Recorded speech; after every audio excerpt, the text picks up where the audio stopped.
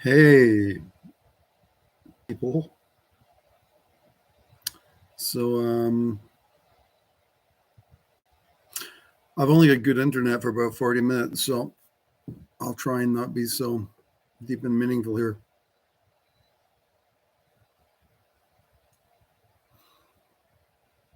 Um, yeah, so the video is called Durga, the Virgin and the Jewel. Uh, Durga is a Hindu tantric goddess, I guess, and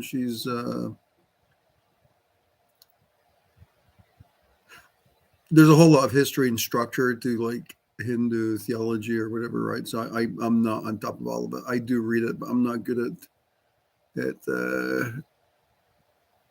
memorizing it or whatever.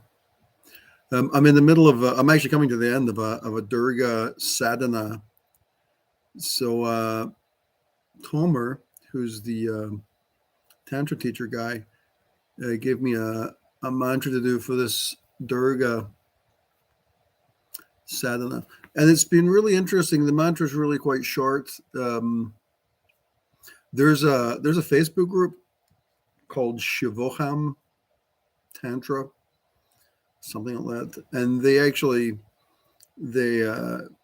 there's quite a lot of information on the Facebook group about the various mantras and sadhanas they use, which people are free to sort of follow along with varied results, I'm sure, but I've had quite a lot of pretty deep and meaningful experiences with the sadhana. The the funny thing is like when you think about doing this, Durga is one of these deities. I'm just looking up right now. She's one of these deities who you sort of wonder because you can't keep on top of all of these deities, right? Like, because they're not like they're not like a part of like where I came up grew up with, right? Um, However, Durga is seen as a motherly figure and often depicted as a beautiful woman riding a lion or tiger with many arms, each carrying a weapon, and often defeating demons. She is widely worshipped by the followers of the goddess centric sect Shaktism and has importance in other denominations like Shaivism and Vaishnavism. That's like Vishnuism. Um, so, yeah, so the whole idea of this of like the defeating of demons and like the defense, there's got to be some like moving hands here, I guess, like because it's like an energy, there's like an energy structure kind of thing, right? Generally, so there's Durga, and every time you do a different sadhana, there's kind of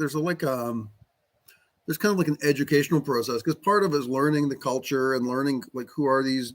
Do I, is this a deity I would want to look into? So I mean, you kind of start curious, like what is Durga, and we call them goddesses, right? But that's like the personification of what they are. There's something else than that. They're like energy storms or something, right? Of a different, right? Now, apparently, what it is, and I'm going to get all my words wrong here, but I often think of Shiva and Shakti, but that there's in various other, like in Kashmir Shaivism, I believe, they talk about is it Adi Shiva? Let me just make sure I'm talking the right thing here. Adi Shiva. Yeah, it's not that. It's not, but they've got different words for it. So let's just say Adi Shiva, which would be like the ultimate Shiva, right? So there's different aspects of what Shiva is, and we might have seen that Shiva has got a trident with three prongs, and those three prongs can represent different deities, different like the female aspects of the deities of Shakti, right? And so Durga would emerge from one of those. And what's interesting about it though is that the whole cultural thing, right? The cultural thing, the cultural aspect. Of course, Durga is. I live in Chile. I mean, she's not really widely worshipped in Chile, right? Nor am I really familiar with her. I mean, I've read about her before. There's a great book by Sally Kempton called what's it called? I put it into the community like yesterday. Uh, it's uh, it's basically a book in which she describes all different forms, or many, many, many forms of Shakti, including Durga. And she's got a lot of great. I should read it again. Actually, it's one of those books. It's not really a book you read from beginning to end. It's kind of like a handbook, so you can kind of choose the deity. It's got like a good description of it. Then it's got a whole bunch of like invocations and practices. It's really nicely done.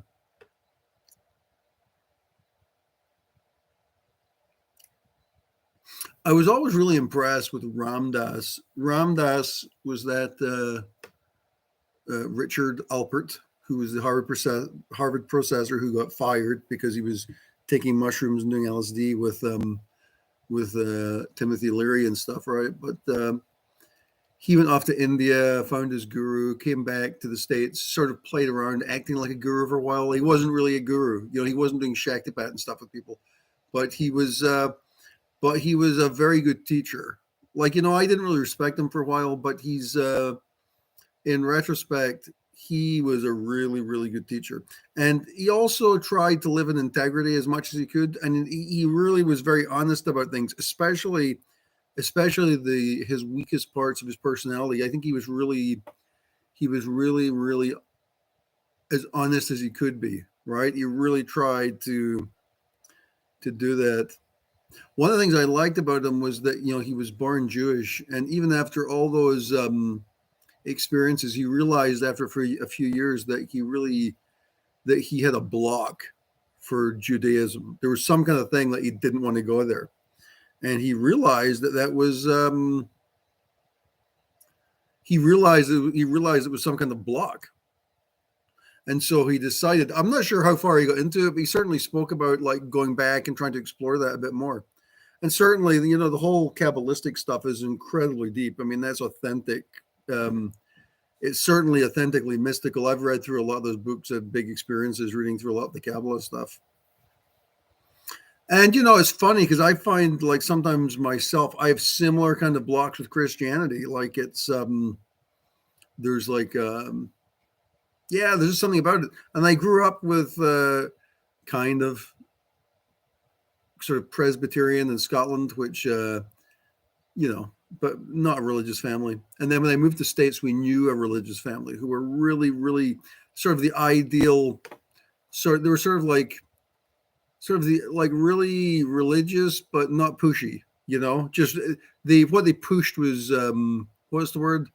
Fraternity and just that whole nice vibe. You just want to be around them because they're great people, and yeah. So it was a big surprise. So I think it was day 3 of the Durga sadhana where I was doing the sadhana, and I'm doing this like in meditation, and I start feeling a different energy coming into the room, right? So there's like an evocation starts to occur, right? Which which is funny because I'm sort of focusing over here on the sadhana, and I feel this energy coming in, and I'm like, and I sort of look over, just figuratively, I'm meditating. So I'm not actually moving, but I sort of look over in in that space, and it's the Virgin Mary is evoking. So the Virgin Mary evoked, and it was funny because I'm like, well, no, I'm doing the Durga sadhana, right? So, but as I'm sort of blocking it, I'm thinking, well, this is a sort of natural progression here. Maybe this is something which is coming in. I don't know. Rather than judging it and blocking it, move into the experience, right? So I decided to move into the experience and had like a pretty hardcore evocation. I've got a cat here who is like wants to eat every 5 minutes, right, Navi? You want to come up? Come here. Hey, Nev.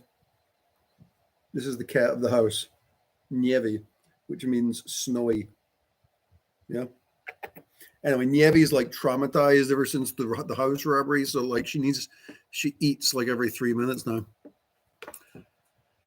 Anyway, so I had this evocation of the Virgin Mary, which was really surprising, because it's not somewhere I ever go, right? And but I figure, I'm going to move into the experience, and it just unbelievable, unbelievable power. And when I say power, it's not, she wasn't like powerful. It was the whole sort of motherly love thing, just as unbelievable. And there's this, it's funny. Wait, let me just note this down because I want to talk about this too. Julian, yeah. Unbelievable. And it was one of those things you focus on it, and it's just like radiation from the sun, just unbelievable. Now, I've spoken about Mary being she's basically Shakti. It's like, if you look at Radha, Krishna's counterpart, she is also this kind of figure. And in some ways, Durga's this figure too. Durga is this figure of this motherly. It's interesting because Durga is the figure of motherly in the defense against demons. But what's interesting is in the Catholic Church, the Catholic Church has exorcists, and they often invoke the Virgin Mary during exorcisms. So it's kind of like I'm almost thinking that maybe that's like the Christian counterpart, the Christian aspect of Durga is the Virgin Mary kind of a thing. Anyway, just really, really beautiful energy.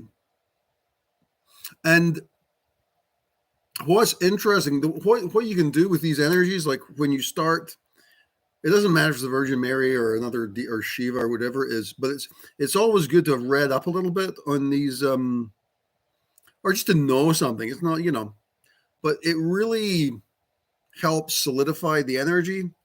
Like, so as the Virgin Mary energy is coming in, it's incredibly powerful.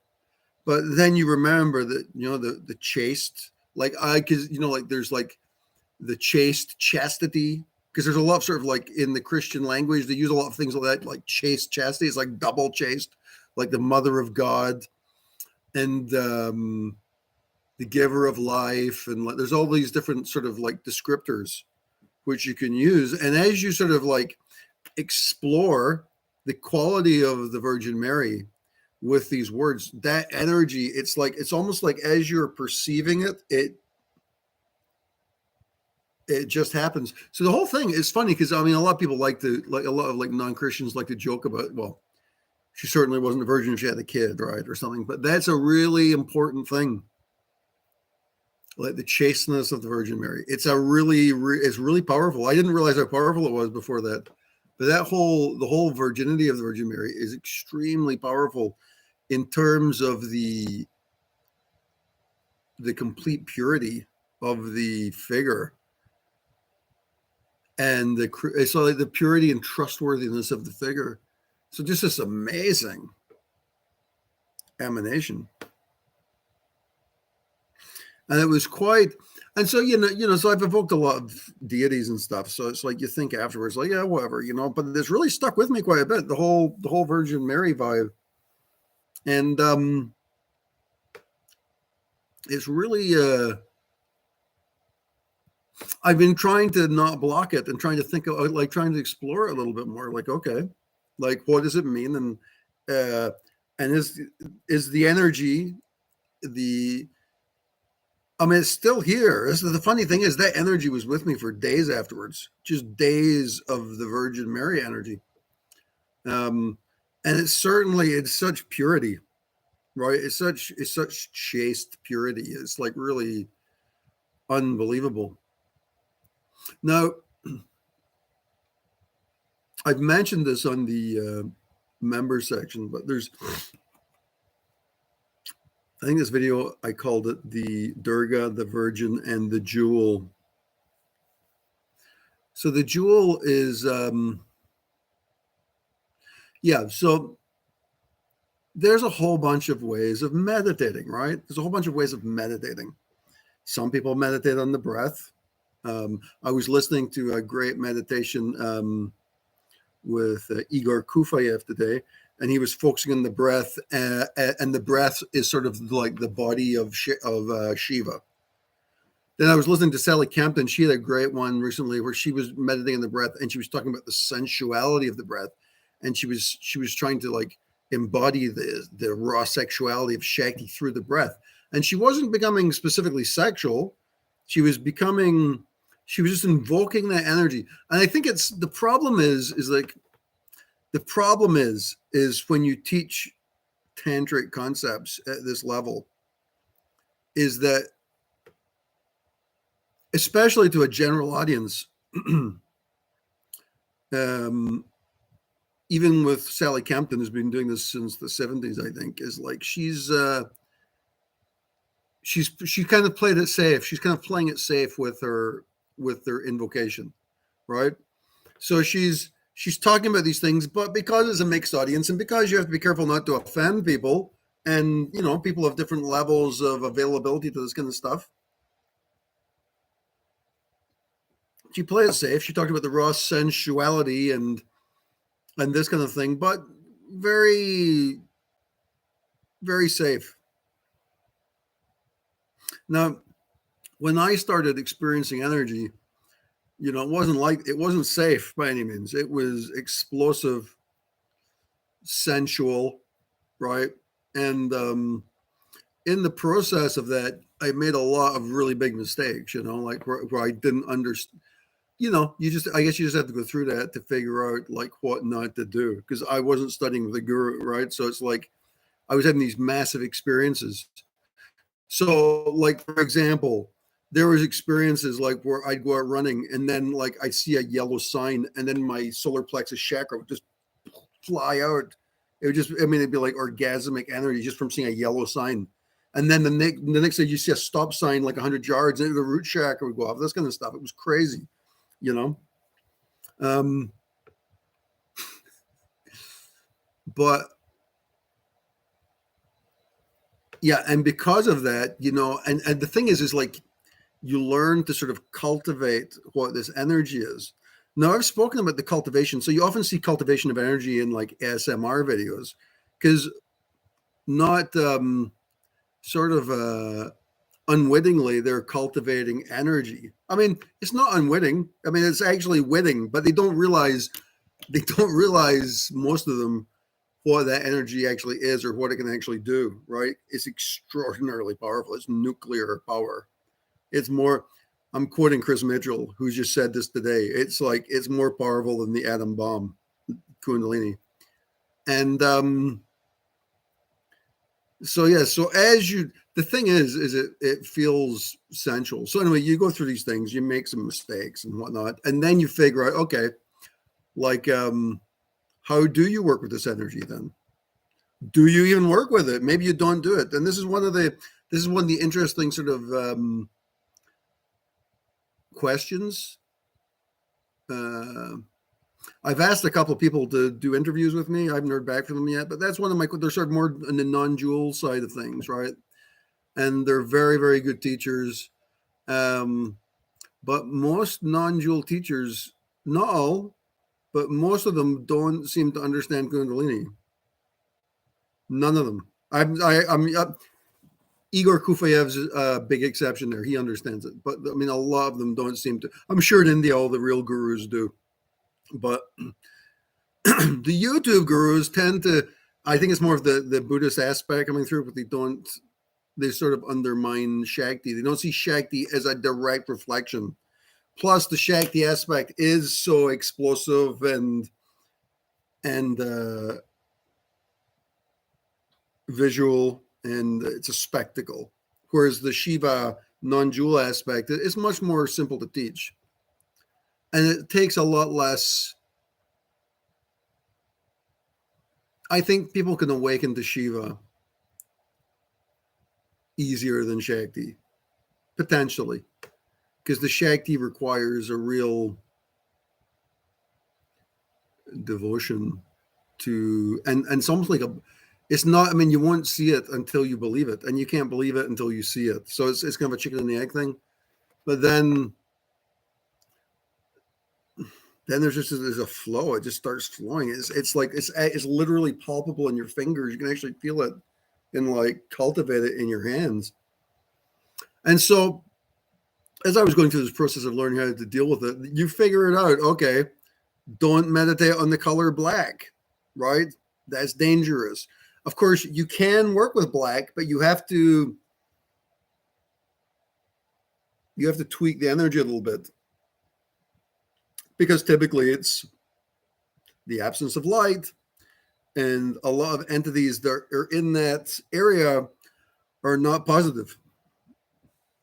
It can be worked with, and you can be careful. So the way you work with this stuff is you tend to, or the way I find, I'm sure there's other ways of working with the energy, is like you can anchor. You anchor in divinity, right? So you anchor in divinity. Or you can also anchor into the non-dual state, or what the Bardon people would call the non-dual light, right? So you can move back and forth with that. So I've spoken about this quite a lot over the years, this pendulation idea. So you move in, then you come out, sort of resaturate with light or whatever, then you move back in, and you can move back and forth. Now, this may not be necessary for certain types of meditations, but the whole idea of the pendulation, the up and the down, is very analogous to the soham of the breath, right? So you often hear the tantric guys talking about soham, the in and the out, which is Igor Kufiev talks about. That creates the scintillating matrix of reality, right? And so that pendulation does the same thing. And it's particularly important when you're moving into the sort of more sensual aspect, which, as I mentioned, Sally Campton, who I like, she's got a lot of great stuff to say, but I think she was playing it safe because it was an unknown public who's going to be listening to it, right? So she was trying to play it safe. The truth is it's incredibly intimate, right? It's like, I believe like most of the real Tantra masters work one-on-one. And again, everybody likes to say Tantra is not about sex. I accept that. It's really about the recognition of reality is what it is. That's what it is. However, I think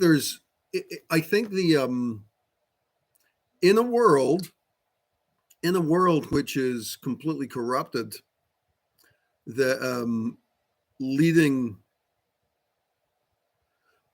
with the sensual message isn't bad, because it is a part of it, and it can be a strong part of it. It's certainly written about in the tantras, but again, it's really subtle. The problem is the sensuality of it. I was explaining this to my friend Jennifer today, is that what happens is people think that, like, say, for example, Mahamudra, or the any of the sexual aspects of the Tantra, what people think it is, and it can be this too, but I mean, like, for example, one practice might be having the woman get on top of the man, you're completely naked, and then you allow the sexual energy to build up, right? You allow the sexual energy to build up, and then what you do? Well, you can take this. It's almost like you can take it like into various levels.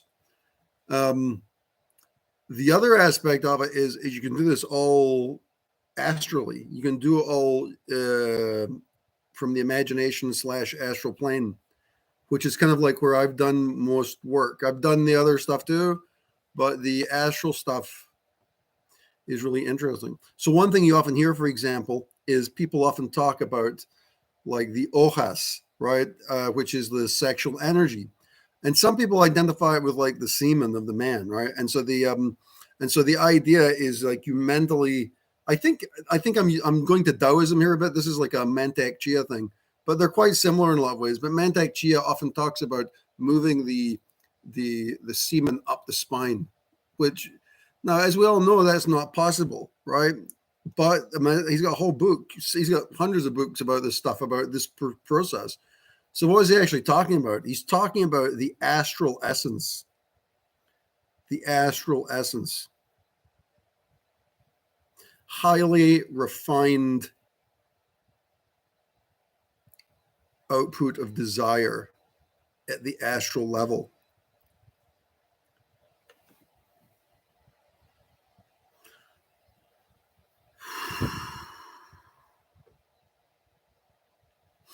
But of course, it becomes really intimate to teach these ideas to people. So, for example, in some of the tantras, the chakras are often identified as vagina or yoni-like structures, right? So, how do you interact? How do you interact with this stuff? What I discovered all those years ago is that actually moving energy around the chakras is more pleasurable than physical sex, which is crazy. But that's because, and I think part of the reason for that is because energy is infinite, right? So you're not actually dealing with like the physical aspect, which kind of has like, it's just basically a finite quantity of desire and energy. Whereas in the astral is infinite. And so the only thing that's not infinite in a lot of cases is your attention, right? And one of the things which is interesting is like if you try and focus your attention on breath, that can be quite challenging because it's not a real exciting place. So it was interesting to hear Sally Kempton relate the breath to sensuality because I suddenly imbues it with a bit more interest, right? As an object. Now, clearly, we're talking about objects here. This is not at this stage a non-dual state. Or the thing is, it's a non-direct path, but it is a path. It does move into non-duality, right? But it achieves it by a process of refinement, right? So you start with basic energy, you move into ojas, and you're manipulating ojas around the chakras, right? Which, if you're following what I'm saying here, it's an incredibly powerful image, right? It's especially powerful in the context of the Virgin Mary, right? Chaste. But that becomes like a really explosive image, right? Because the Virgin Mary had a kid, right? The Virgin Mary gave birth from her womb, probably breastfed, right? Symbolically speaking, right? So there's a whole the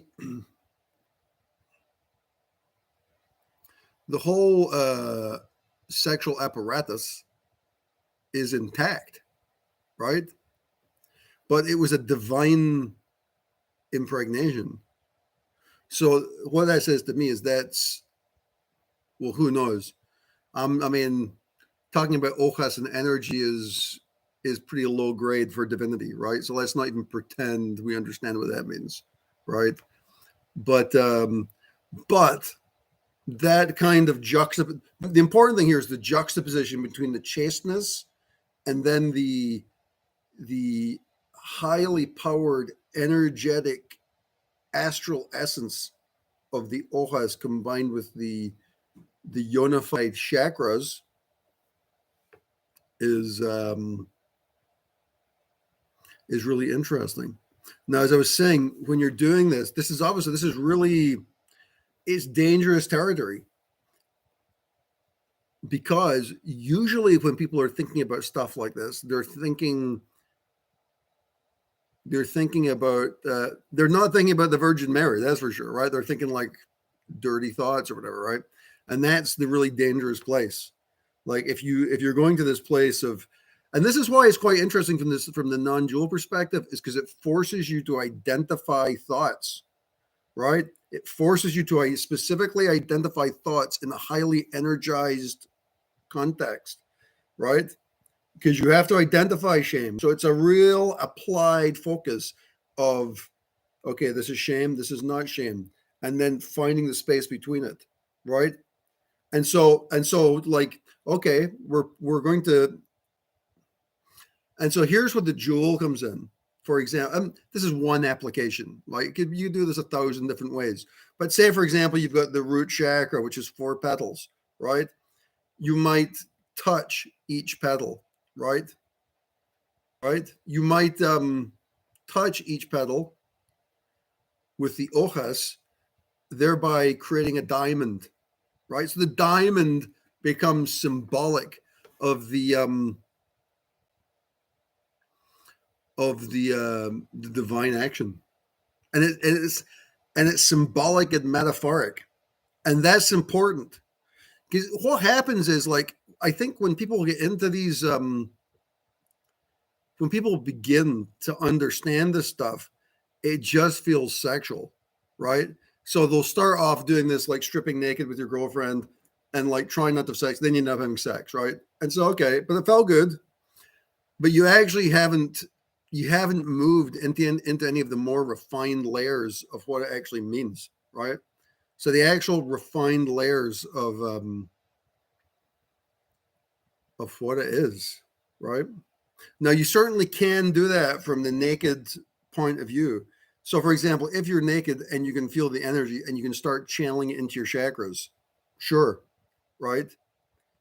Um, totally doable.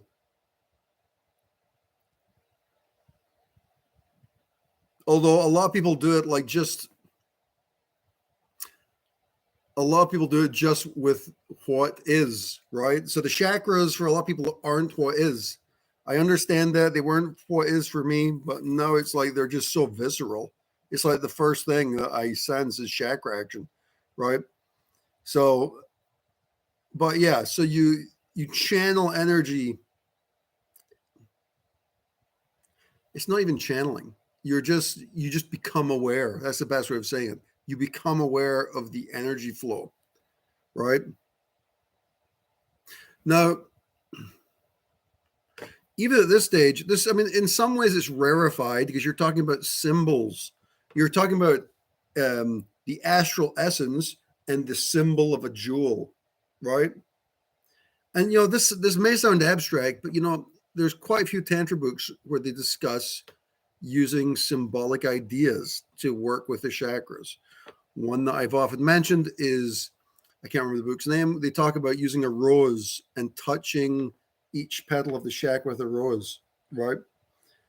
And of course, you can do a lot of things with the rose. You might just touch a petal. You might stroke the chakra. I mean, what can you do, right? And what does the rose represent, right?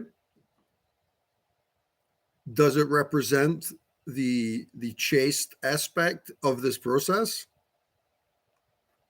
or the innocent aspect of this process, right?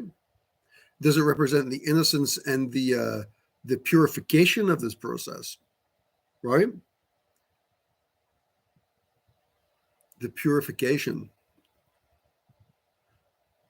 as it comes up from the root, from the lower chakras up to the higher chakras. And so as you move up, you've moved up from what can often be extremely hardcore visceral sexual energy, and now it's ojas and the spinning threads of energy,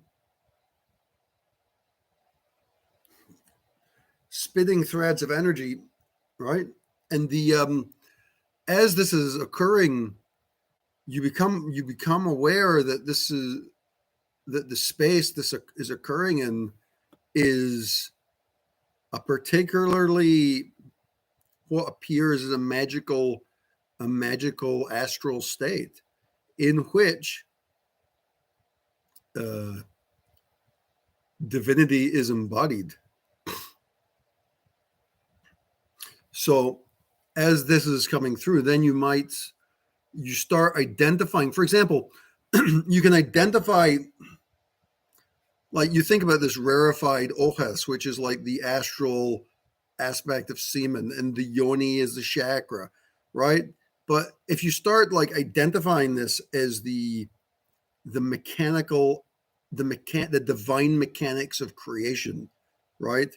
So actually, it's kind of like the recognition sutras. Like the recognition sutras asks us to recognize the touch and the sight and the smell and the taste and the hearing as instruments of divinity. That's how you. That's how you could. It's unbelievable. It's unbelievable when you can recognize those as instruments of divinity. And so the same thing happens with this this this aspect of the energy, right? Is that once you start recognizing it as divinity, you're no longer dealing with ojas anymore either. You're now dealing with God, right? And so you might come to this realization about the heart chakra, for example, right? And then it's like it's become purified and it's become pure love, because that's what it is. Like, where does all the other stuff come from, really? Right? So it's like it's almost like it's gone through a distillation process. It really is um, alchemy. This is what alchemy is. It's taking crude elements and rarefying them through metaphor and energy and the evocation of divinity into their pure form. Now, when you have these, all of a sudden, yeah, dude,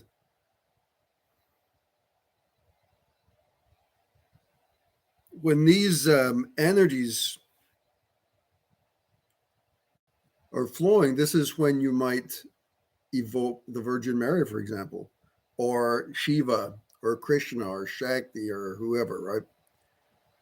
In the last couple of weeks, is the Virgin Mary keeps showing up. And part of that's because I've been doing this 10-day sadhana to Durga. And I think that there's some, I'm just assuming there's some kind of relationship because that's really happening.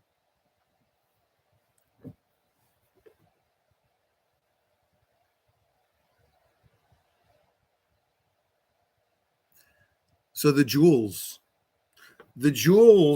are an anchor. The diamonds, and it's funny because like there's this, they're anchors for the mind, because this is clearly an object oriented environment, right? This is not non-duality, right?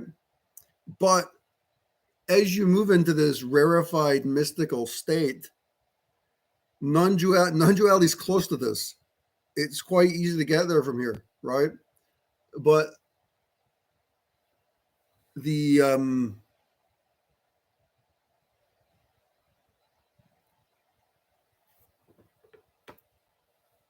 so anyway, for some reason I appear to be told, I appear to have been told, quote unquote, to teach people about this technique. Now, I think the thing is that, like I was saying, it's actually an incredibly intimate thing, you know, but it's, so I think I've been thinking about how do you actually do this, you know, I've been meditating on it. So I think the way to teach this, you see, the way I used to do this and the way I just explained it just now is you start off from the raw elemental energy, then you move into the rarefied. Whereas I think I'm going to still do that, but I think it actually has to start off from a sort of neutral, prayerful environment, right? Because it becomes really intimate mentally, right? This is not like the way I'm doing this. There's like, you know, a lot of people who do Tantra literally take their clothes off and like kind of have sex, you know, Neo Tantra, right? So I'm not talking about any of that kind of stuff. I'm talking about the uh, the alchemical movement, the alchemical distillation of lower energies into divine energies. But like And so the way I did it, I've done this recently. Actually, I worked with Julian, my shaman, this week, and I went through this whole process with Julian in a sort of light way. Focus. He's got a particular problem, and he asked me to help him. So I evoked the Virgin Mary, and I wasn't really sure about how to do this with a guy, but I meditated on it and found a way to do it, and it worked out, and it was really cool. It was a really powerful experience. Yeah. So I think what I'm doing here is I'm going to try and teach people about this stuff, but I think it's probably a one-on-one thing. If anyone wants to learn about it, just let me know. I'm not going to charge people for it. It's just I'm just going to try. I'm at a stage where I'm sort of learning about this still, and so I'm just, if anyone wants to learn, just drop me an email at turnerscott@gmail.com, and there's kind of a process of like of sort of meditation together. And I think there's like a Shaktipat element here too, where there's going to be like there's a transmission of energy, right? And when I worked with Julian the other day, he was feeling a lot of energy in his solar plexus. So yeah, there you have it. That's my internet's about to die in about 4 minutes, so I'm going to try and wrap it up here. But that's kind of like where I'm at. I mean, just the flow of energy has been coming through me the last few weeks, especially this especially the yeah. So the whole thing about the diamond meditation is yeah, it's just a meditation, right? But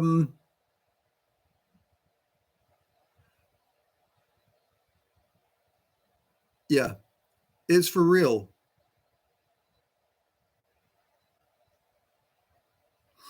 And yeah, if anyone's interested, and the other thing is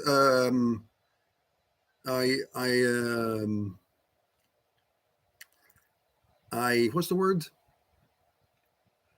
I know there's a word I'm looking for. I don't know what it is, but it's like 100% integrity. If you're interested in this, I was talking to somebody recently about this, and the thing is, when you're dealing with these kind of energies, it can get explosive with feelings, right? But this is right. It's not about me, right? It's about the ability to connect to the divine energy, right? So all I'm really doing is teaching about it, right? And with 100% integrity to not take advantage of people, because it's just not something I would do, and it's certainly not something to do when you know that's the energies you're dealing with, right? You're dealing with like real energies, right? So I'm sort of going through a stage here where I'm still evaluating like exactly where this is going to go. I've been getting a lot of messages in meditation about what to do with this, right? A lot. But I'm going to take it slowly and carefully and anchor it potentially in the Virgin Mary of all things. I mean, who would have guessed, right? But the chaste mother who vanquishes the demonic is probably the right figure.